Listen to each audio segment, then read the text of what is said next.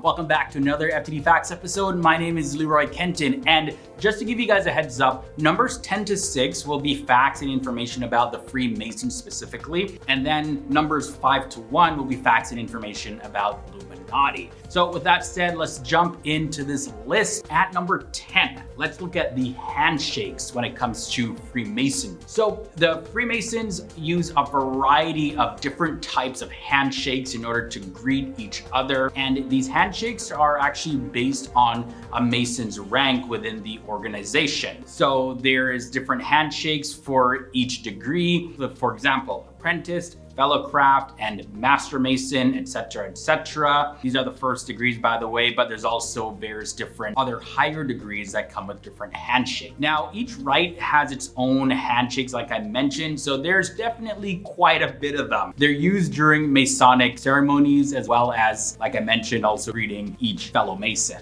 Now, for number 9, let's look at the symbol. The symbols commonly seen that are associated with Freemasons are considered to be arcane secrets by many, but they actually aren't really that secretive. So the most popular is the all-seeing eye, and this is a very old symbol. It's used to represent the all-knowing quality of God and was not actually designed by Masons. It existed before that. Now, the square and compasses, those represent the art of building and architect. However, in the middle has a degree of ambiguity that rounds it. Some believe that it represents God, the G, or it represents geometry, which is the basis of the entire universal design. Another symbol of Freemasons that takes inspiration from the world around us is the beehive. Well, the beehive symbolizes the busyness of the people that are a part of Freemasons. They're always up to something, always building something, always doing something. Now for number 8, banned by Catholics. The Catholic Church first condemned Freemasonry in the year 1738, and it was prompted by concern over Masonic temples and that the secret rituals were being performed inside of them. In the 19th century, the Vatican even called the Masons the synagogue of Satan. The church went even further in the year 1983, declaring this, and I quote, "Their principles have always been considered irreconcilable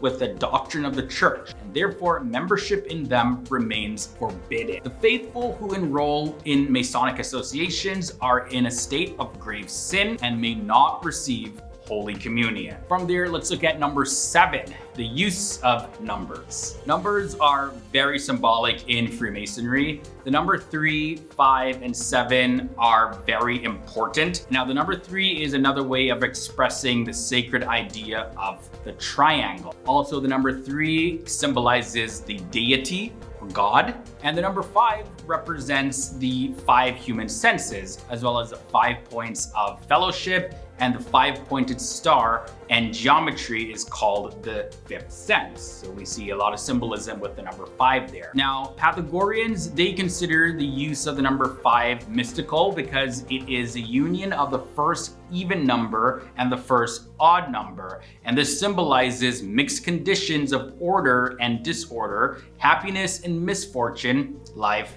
and death.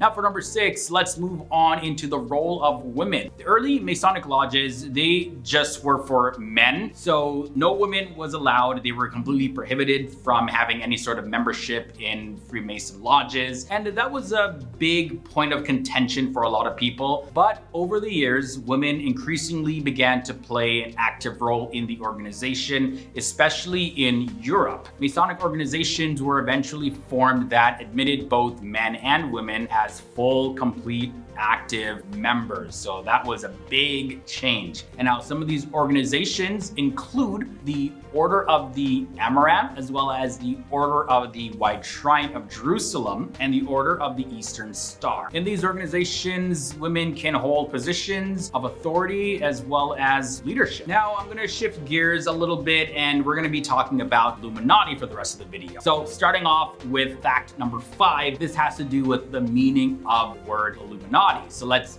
dive into that. It's going to be pretty interesting, so hope you keep on watching. The Illuminati is a name given to several groups, both real and fictitious group. Now, historically, the name usually refers to the Bavarian Illuminati. And if you don't know, Bavaria is a state in southeastern Germany. The reason why I say that this is a name of several groups is because of what the term Illuminati actually means. It's a Latin word for enlightened, and this usually applies to groups that believe that they have some sort of secret or superior knowledge, whether it's spiritual knowledge or scientific knowledge or any other type of knowledge. So that knowledge that they hold would be a source of enlightenment. Therefore, the term can apply to various different groups. Oh, we have the secret knowledge, we're enlightened, Illuminati. Now, for fact number 4, did you know that the Illuminati is an outlawed organization? One begs to ask, why all this secrecy and mystery around the Illuminati today and so much speculation on whether or not they're actually real or fake? Well, the Illuminati is a secret organization today because it was actually outlawed. So when we look back at June 1784, Bavarian leader Karl Theodor banned all secret societies,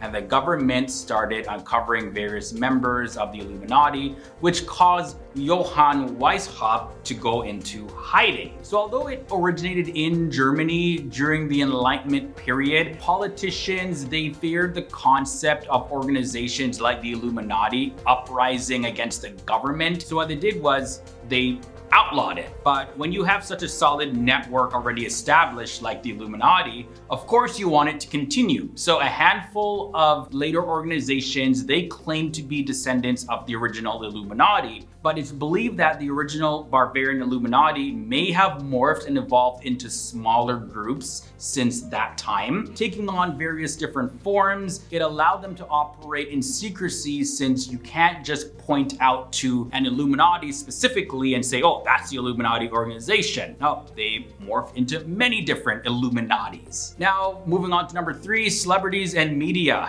Probably the biggest belief in the world about the Illuminati is that they, in various different forms, they propagate certain messages to the world through the media, through celebrities. So many celebrities and other popular figures are believed to be actual members of the Illuminati. Some celebrities, just to name a few, are Beyonce and Jay-Z, Britney Spears, former president of the United States, Barack Obama, Lady Gaga, Angelina Jolie, Will Smith, Kanye West, and Kim Kardashian. And honestly, the list goes on and on. We could probably make a full video just on celebrities that are believed to be part of the Illuminati. Either way though, I have no way of confirming these claims at all, yet some have been caught on camera using certain hand gestures, but these are just certain celebrities who have been suspected of being a part of the Illuminati. People be doing this and stuff like that, and like, interesting, I wonder if they're part of the Illuminati. Moving on to number 2, why the secrecy? Let's look more into this. Why do the Illuminati value secrecy so highly? We touched on this a little bit, but you know, they have their encoded signs and symbols and handshakes and different languages that they use and everything. Well, the answer is simple. You take any prominent organization or company, right? Which of those organizations or companies reveal all of their trademark secrets and all their internal ways of operation and all their different systems and algorithms? None of them do that. Because why? Other organizations are gonna copy them. So they don't wanna reveal it publicly. Illuminati, it's the same way. Now, number 1, let's end off with the secret language. There's a book known as the Codex Magica that was published in the year 2005 by Tex Mars, and it contains over 1,000 photos and illustrations. Now, you'll see various different world leaders and politicians and celebrities performing certain signs and signals, as well as use coded pictures. And this is common in all forms of societies, by the way, even university fraternities. So this is not just something that is done by the Illuminati. Members have different handshakes, like we talked about, and certain things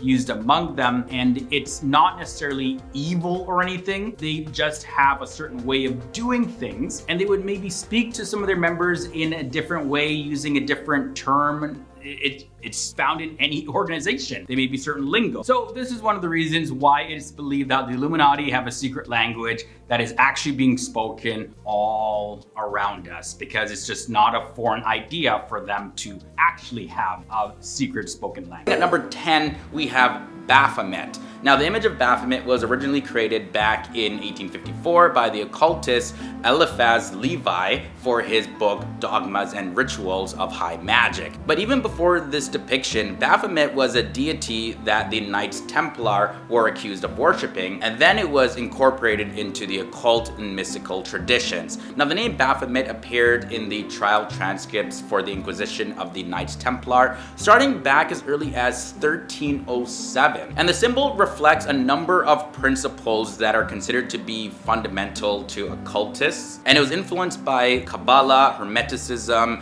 alchemy, as well as other beliefs. Now, Baphomet as a goat face in an inverted pentagram is also a very popular occult symbol. Number 9, we have the Tetragrammaton. Now, you wouldn't really think that this next one would have anything to do with the occult, but it actually does.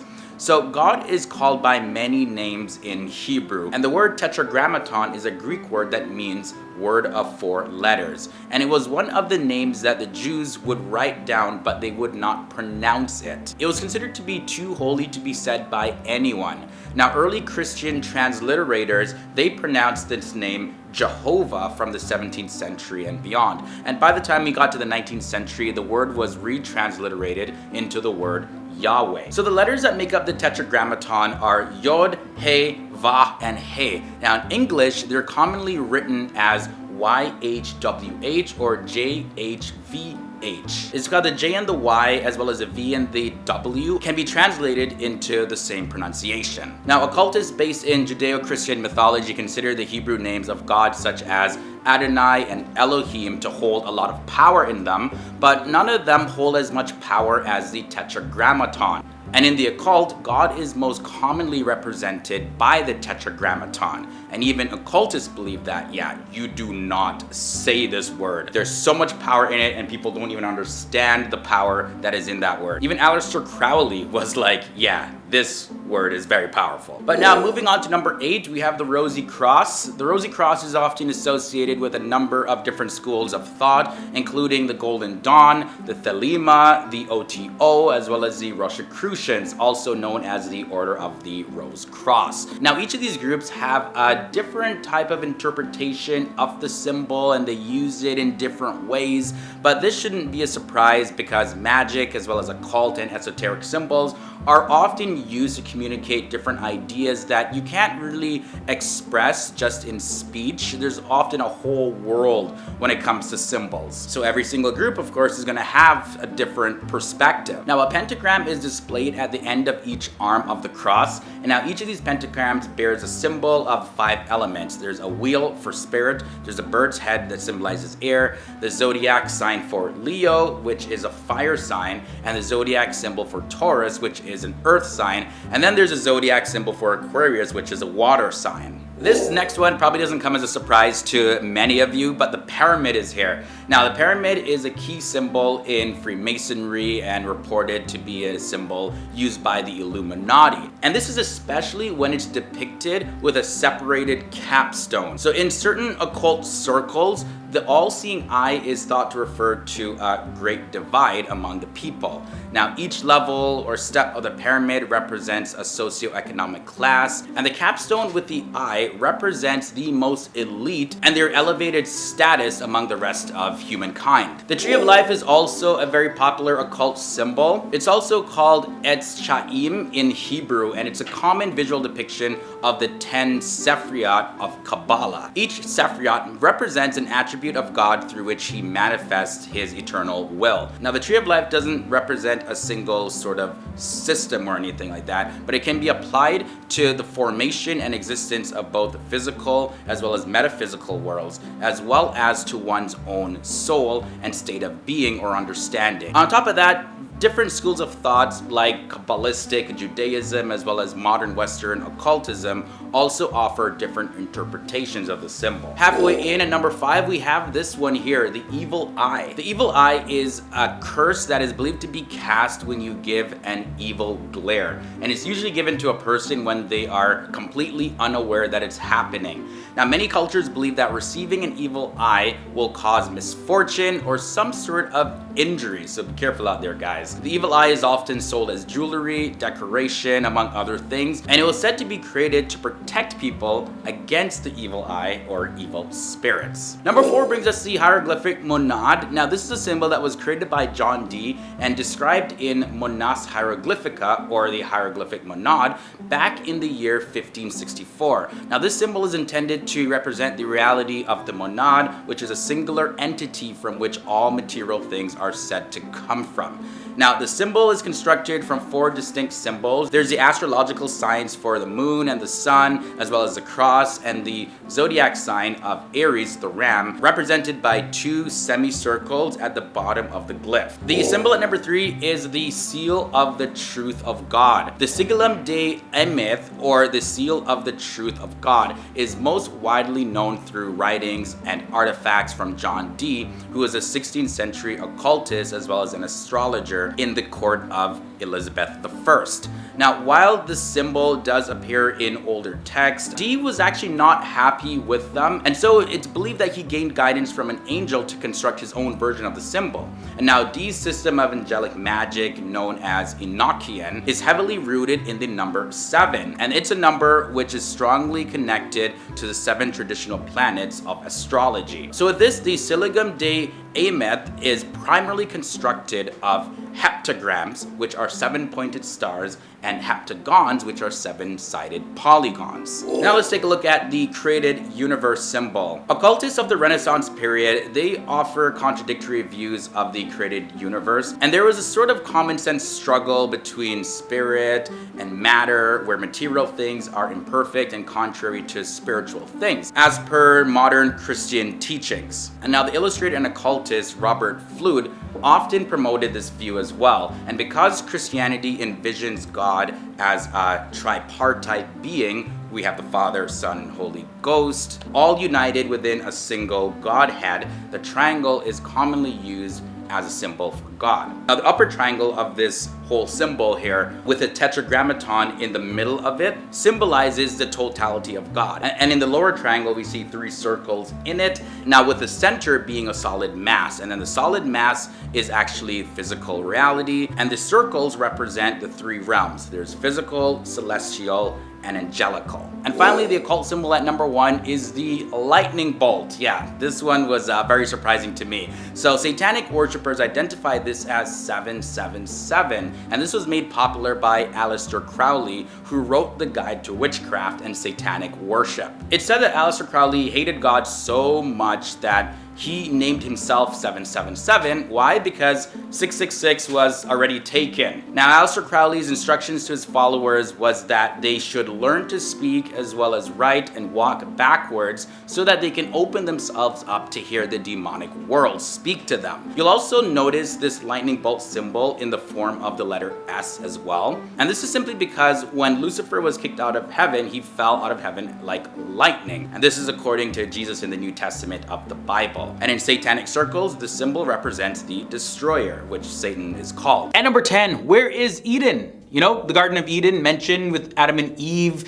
You know, they led a beautiful life in the Garden of Eden until they ruined their blessings and introduced sin into the world. But where exactly is Eden anyways? No one's really sure. In the Bible, it is stated that a river went out from Eden to water the garden. From there, it divided and became the source of 4 rivers. And the name of the first river is Pishon, which flows through the entire land of Havilah, where there is gold. Now the name of the second is Gihon, which flows through the entire land of Cush. Now the name of the third one is Tigris, which runs east of Assyria. And the 4th river is Euphrates, as it's mentioned in the book of Genesis, chapter 2, verses 10 to 14. But no one knows where the first humans experienced Eden and precisely where the garden is actually located. 2 of the 4 rivers mentioned in the book, Tigris and Euphrates, they exist and we know where they are today, but the other 2 haven't 100% been confirmed. Guesses are that Eden is in the Middle East based on the river Tigris and the river Euphrates, but no one knows 100% for sure.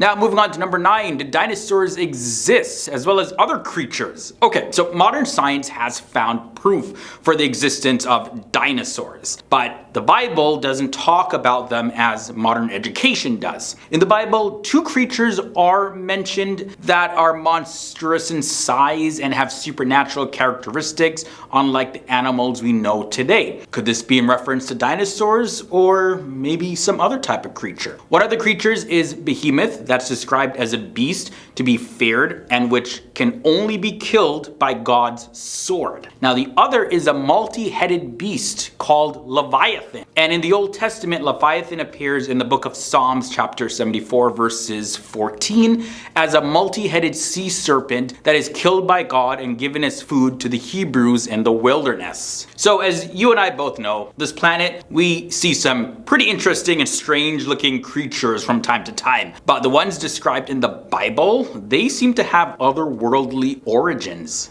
Moving on to number 8, how did the giants come to an end? So giants have been mentioned in the Bible quite a few times. In the book of Genesis 6 verse 4, it said, the Nephilim were in the earth in those days, and also after that, when the sons of God came in onto the daughters of men, and they bare children to them. The same were the mighty men that were of old, men of renown. Now, there are a few questions that this passage brings up. Why do people not grow to be giants now? Especially it says that giants lived in the world after that. And what specific race of people was it talking about? Now there's many different interpretations that exist out there about the Nephilim, who they are, where they're from, if they exist or not. But not much is really found about them in the Bible specifically. Now from there, let's look to number 7, evolution. Evolution, the change in the characteristics of a species over several generations, is a very common believed concept today. But in the Bible, there is just no mention of evolution. It's mentioned that God created all life from man to animals alike, but there is no description of the evolutionary process, and it's biblical mystery. Was there evolution or not? Now for number 6, what are atoms? Just like there's no specific mention of evolution in the Bible, there's also no mention of atoms that are the building blocks of matter. The Bible has left the discovery of many of these smaller units of matter up to modern science and education, and there's no specific reference to them in the Bible at all. There, however, is a passage in the New Testament in the book of Hebrews chapter 11 verse 3, which says, through faith we understand that the worlds were framed by the word of God, so that things which are seen were not made of things which do appear. This passage points to the idea that there are unseen forces behind everything that we see. So does it mean that there's something beyond atoms that work as a framework of everything that we see? And what else has science not discovered yet? Halfway into number 5, let's talk about alien life. This is a very popular subject. Now, number 6 just alluded to this when it mentioned worlds,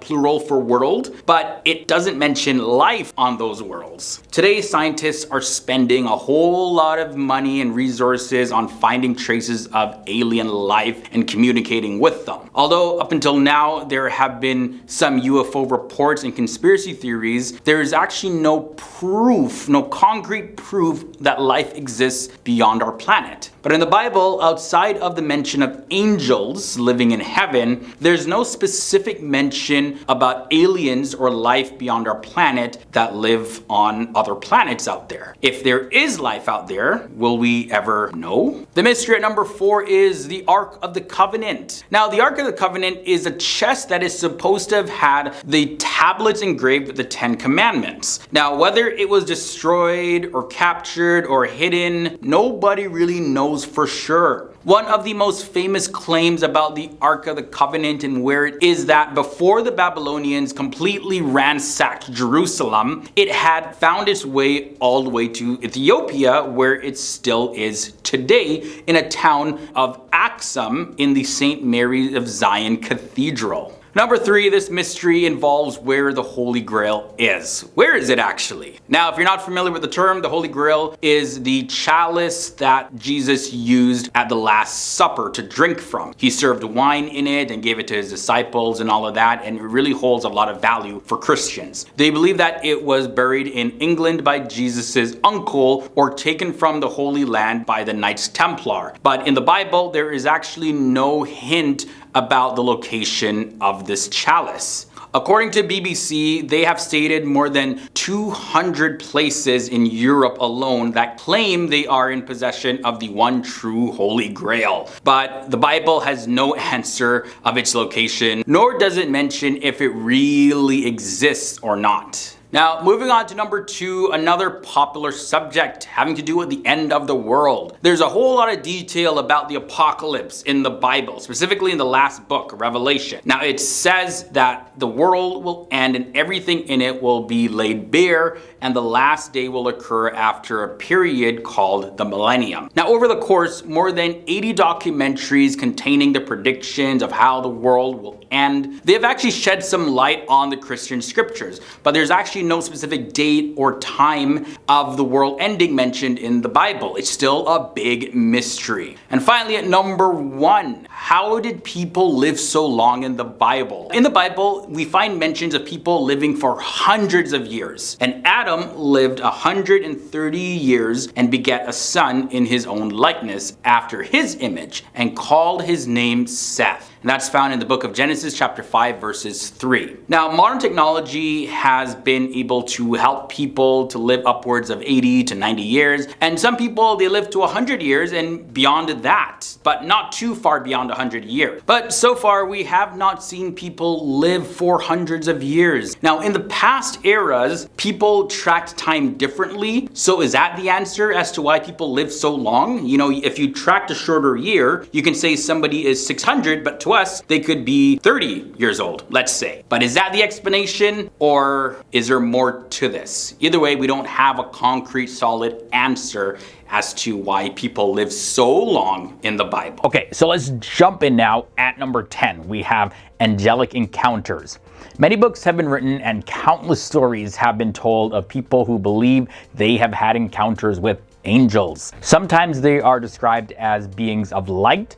Other times they're described as being beautiful human beings, while others they're just described as being regular looking humans. They almost always appear in a time of need, whether it's some sort of major life intervention or if somebody needs a little bit of encouragement, that angel might show up in whatever form it chooses to take on. But were they actually angels though? Kind of similar to number 10 is number 9, Marian apparitions. For centuries, visions of Mary, the mother of Jesus, have been reported in different parts of the world. Claims of apparitions continue nowadays, and in the year 1968, a Marian apparition was even allegedly televised in the country of Egypt. Mary usually asks people to pray and occasionally makes prophecies. Of course, you know, there's a very famous occurrence happening in Fatima, Portugal, where they said Mary had made a prophecy there. But skeptics say that these visions and these appearances of Mary are hallucinations or maybe even mass hysteria. And there's even others that say that this is actually comparable to when people see UFOs and have alien encounters. Mystery number 8 is the Ark of the Covenant. The New Testament book of Exodus describes in detail this box that's overlaid with gold, and it was something that the ancient Israelites built from God's instructions to contain the tablets that hold the 10 Commandments. But not only that, the Israelites carried it wherever they went, and even into battles because it was said to have incredible powers. The Ark was to represent the throne of God, and some think that the Ark was literally a transmitter of God's power and in turn made it a very powerful weapon. It is believed by many researchers that the Ark is actually still in existence today, but it's hidden and protected somewhere in the world. Number 7 brings us to a fascinating mystery: Incorruptibles. Now, if you're not familiar with that term, incorruptibles are bodies of people, usually saints or other people that are revered, that miraculously do not decay, even after decades or even centuries. The bodies often lie in public view in churches and shrines, and saints and popes and even some companions of the Islamic prophet Muhammad are among those whose bodies are believed to have been preserved. There was one case of the Blessed Margaret of Mottola, and it was recorded in an article called Saints Preserve Us. And the article says, and I quote, "She died in 1330, but in 1558 her remains had to be transferred because her coffin was rotting away. Witnesses say the clothes have rotted, but Margaret's body hadn't." Stigmata comes in at number 6. This is one of the most controversial mysteries in this episode. When a person is somehow inflicted with the wounds of crucifixion, like Jesus had in their palms usually, or sometimes in their feet, that is known as stigmata. This phenomenon dates back to at least Saint Francis of Assisi and has been claimed by numerous people since then.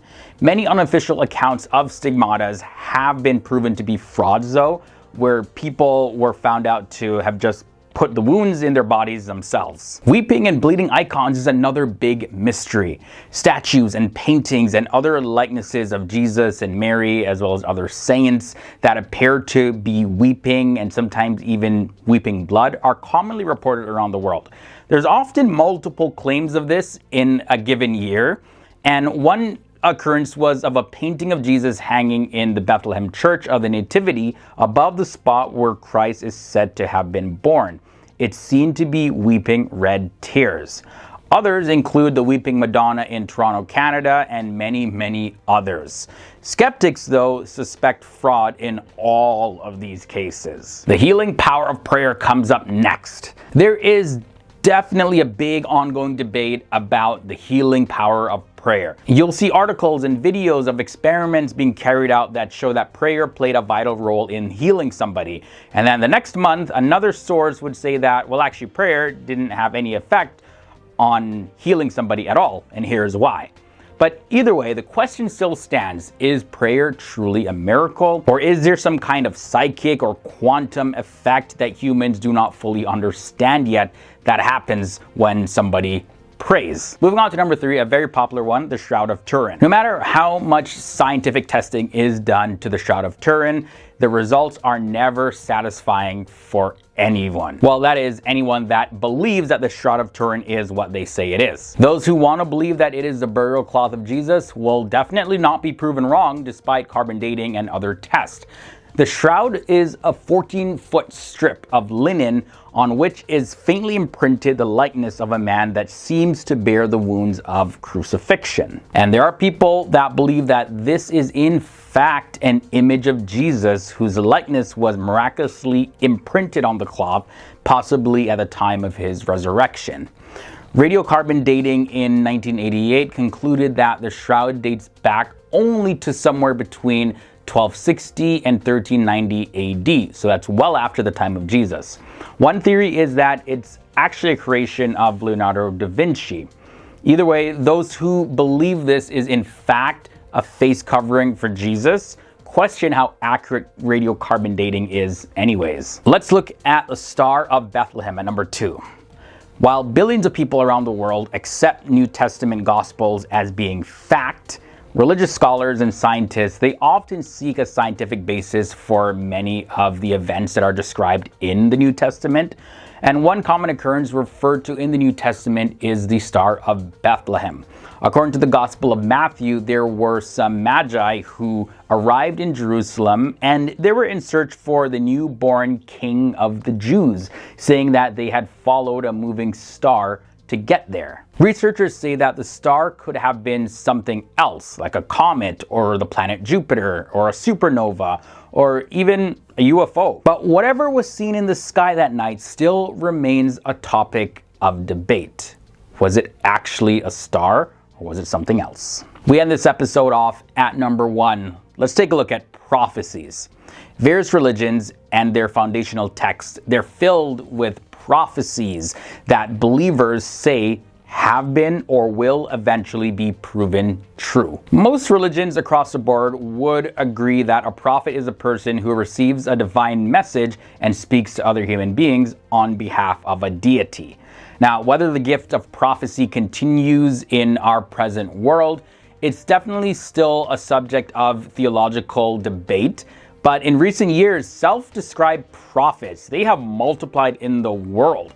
Many claim to be hearing directly from God, only to be exposed as frauds when what they said was to happen didn't actually happen, and others would admit that they have lied. Yet still, there are those who believe that God can and has in fact spoken to people through various means, and that all true prophecies and prophets will eventually be proven to be 100% true.